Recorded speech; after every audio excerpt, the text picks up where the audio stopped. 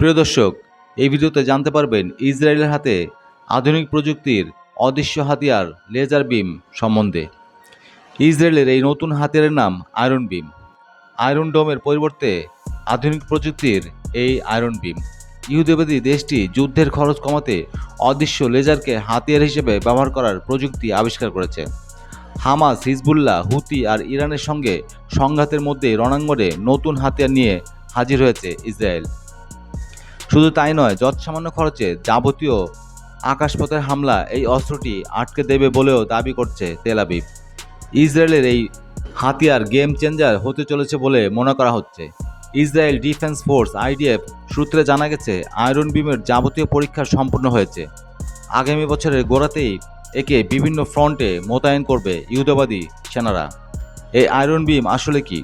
এটি প্রকৃতপক্ষে একটি অদৃশ্য আকাশ প্রতিরক্ষা ব্যবস্থা, এয়ার ডিফেন্স সিস্টেম, যার সাহায্যে শত্রুদের ছোড়া ক্ষেপণাস্ত্র এবং রকেট মাঝ আকাশেই ধ্বংস করতে পারবে আইডিএফ।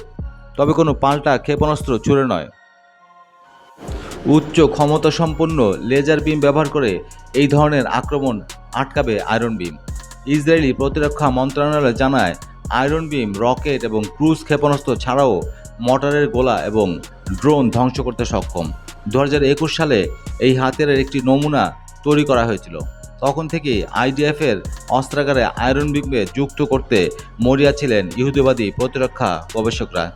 মার্কিন সংবাদ সংস্থা সিএনএনের প্রতিবেদন অনুযায়ী, ইসরায়েলের এই নতুন হাতিয়ারটি থেকে 100 কিলোমিটারের লেজার বিম ছোড়া যায়, যার পাল্লা 7 কিলোমিটার। অর্থাৎ এই দূরত্বে কোনো রকেট, ক্ষেপণাস্ত্র, ড্রোন বা মর্টার চিহ্নিত হলে তা আকাশেই ধ্বংস করতে পারবে আয়রন বিম।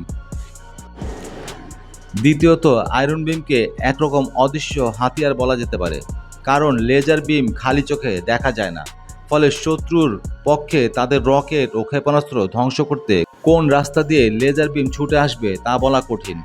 বর্তমানে স্বল্প পাল্লার রকেট এবং ক্ষেপণাস্ত্র মাঝ আকাশে ধ্বংস করার জন্য ইহুদি সেনার হাতে রয়েছে আয়রন ডোম নামে একটি আকাশ প্রতিরক্ষা ব্যবস্থা। গত এক বছরে যার উপর নির্ভর করে হামাস, হিজবুল্লাহ, হুতি এবং ইরানের বহু হামলা ঠেকিয়েছে আইডিএফ। কিন্তু সম্প্রতি এর কার্যকারিতা নিয়ে প্রশ্ন উঠতে শুরু করেছে। এই পরিস্থিতিতে আগামী বছর থেকে আয়রন ডোমের জায়গায় আয়রন বিম ব্যবহার করা হবে বলে জানিয়েছে ইসরায়েলি প্রতিরক্ষা মন্ত্রণালয়। Israel Rafael Advance Defense Systems এবং এলবিট সিস্টেমের সাথে চুক্তিতে $500 মিলিয়নেরও বেশি ব্যয় করেছে লেজার প্রতিরক্ষা প্রযুক্তি দ্রুত চালু করার জন্য। এই আয়রন বিম ব্যবস্থাটি উচ্চ ক্ষমতাসম্পন্ন লেজার ব্যবহার করে ক্ষেপণাস্ত্র, ড্রোন, রকেট এবং মর্টার সহ বিভিন্ন আক্রমণ থেকে সুরক্ষা দেওয়ার জন্য তৈরি করা হয়েছে।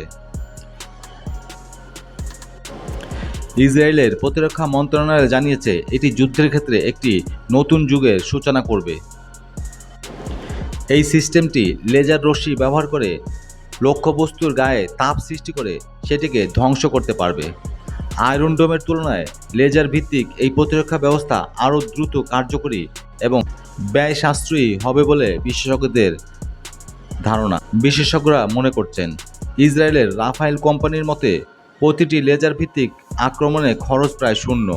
লেজার প্রতিরক্ষা ব্যবস্থা ক্ষুদ্র ড্রোন এবং ছোট আক্রমণ প্রতিরোধে বেশি কার্যকর হবে বলে বিশেষজ্ঞদের মত।